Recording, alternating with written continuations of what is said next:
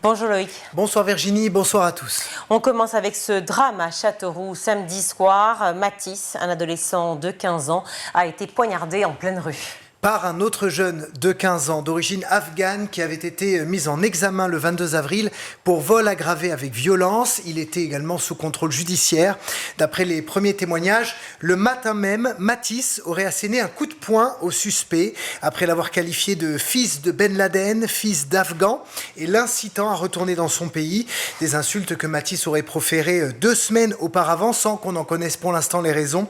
L'agresseur serait alors rentré chez lui, il aurait pris un couteau et ressorti en fin de journée, il a poignardé le jeune homme alors qu'il était en voiture avec des amis.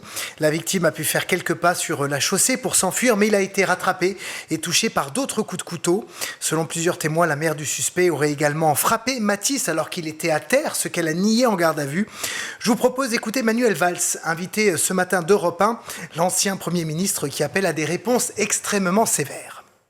Ce sont en effet des faits de société qui disent beaucoup sur la violence. Donc cela pose des questions sur la manière dont il faut agir, évidemment sur l'immigration, évidemment sur les mineurs non accompagnés, c'est à la fois des réponses françaises et européennes, et puis aussi sur une réforme profonde de la réforme des mineurs, en s'attaquant à la question de l'excuse de l'âge, sans doute en inversant la preuve de celle-ci, puisque un mineur qui tue à 15 ans mérite évidemment une réponse extrêmement sévère, avec tout l'accompagnement ensuite, en prison et pour sa réinsertion, on peut le penser ainsi, mais la société demande un sursaut et une réponse très puissante de l'État, de la justice.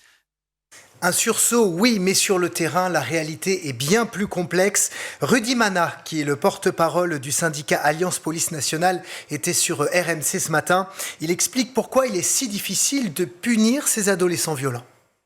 Dès que nous avons un mineur de moins de 16 ans, bien évidemment, c'est extrêmement compliqué pour les magistrats qui n'ont pas les moyens légaux de le faire. Il faut se dire les choses, de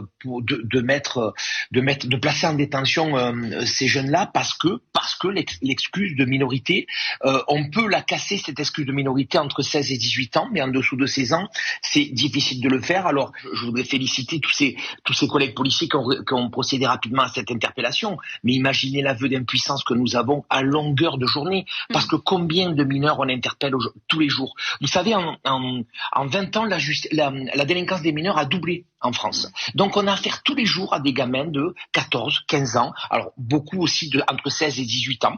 Et on se rend compte que malheureusement les sanctions pénales n'aboutissent pas derrière. Il n'y a rien en fait contre ces individus, donc il y a un vrai sentiment d'impunité de ces gamins-là. La violence chez les mineurs qui a évidemment des conséquences aussi sur la vie des enseignants. Certains d'entre eux prennent des cours de self-défense. Exemple dans les Yvelines en région parisienne où un club de Krav Maga propose des cours gratuits au personnel éducatif du département. Awa est assistante d'éducation dans un collège. Elle se forme aux arts martiaux depuis plusieurs semaines. Ce qui s'est passé à Arras peut arriver ailleurs, donc il faut qu'on soit prêt. Pas vivre dans cette peur permanente de se dire qu'il va y avoir quelque chose, parce que ce ne serait pas faire évoluer les élèves dans un environnement sain non plus, mais c'est de se dire ok, au cas où, les 2-3 petits réflexes que le coach nous a montrés peuvent nous sauver la vie tout simplement. Et face à l'engouement que suscitent ces cours gratuits, le club de Krav Maga en question a décidé de pérenniser son accompagnement des personnels éducatifs à partir de la rentrée de septembre. Et d'un autre sujet, la contestation à Sciences Po, toujours au cœur de l'actualité. Le blocus est levé, mais les tensions restent vives. Oui, rappelez-vous, en fin de semaine dernière, plusieurs dizaines d'étudiants ont bloqué l'école pour protester contre la guerre à Gaza. Et pour faire cesser le mouvement, la direction s'est engagée à organiser un débat en interne et à suspendre les procédures disciplinaires qui visaient certains manifestants. Ancien élève et actuel enseignant à Sciences Po, le président de la Cour des comptes, Pierre Moscovici, affirme comprendre la mobilisation pour le peuple palestinien, mais il condamne les slogans antisémites et les agressions d'étudiants juifs. Vous savez, l'antisémitisme, puisque c'est ça dont il s'agit, c'est pas une opinion, c'est un délit. Et donc, si vous voulez, c'est la limite entre ce dont on peut débattre, les mouvements et puis ce qu'il y a derrière. Et ça, il faut faire très attention à ça. Dans une société aussi clivée, divisée, blessée que la société française, je le redis, le rassemblement, le dialogue, respecter les opinions des uns et des autres. Je comprends les étudiants qui sont heurtés par ce qui se passe à Gaza. Je comprends les étudiants juifs et autres d'ailleurs qui ont au cœur ce pogrom. Et quand même, il faut réapprendre à se parler sans débordement. Ça, c'est peut-être un slogan un peu cucu que je dis la praline, mais c'est comme ça. Et je pense que ça, c'est la clé. Et cet après-midi, la police est intervenue également à l'université de la Sorbonne à Paris pour évacuer une cinquantaine de militants pro-palestiniens qui avaient installé des tentes à l'intérieur de l'établissement. Les autorités craignent un embrasement national, comme c'est le cas actuellement aux États-Unis. Sur un tout autre sujet maintenant, selon l'OMS, la consommation d'alcool et de cigarettes électroniques chez les 11-15 ans est devenue alarmante. 57% des jeunes de moins de 15 ans ont déjà bu de l'alcool au moins une fois et près de 40% en ont consommé au cours des 30 derniers jours. Environ un adolescent sur 10 a déjà été saoul au cours de sa vie. Ce sont des chiffres évidemment inquiétants.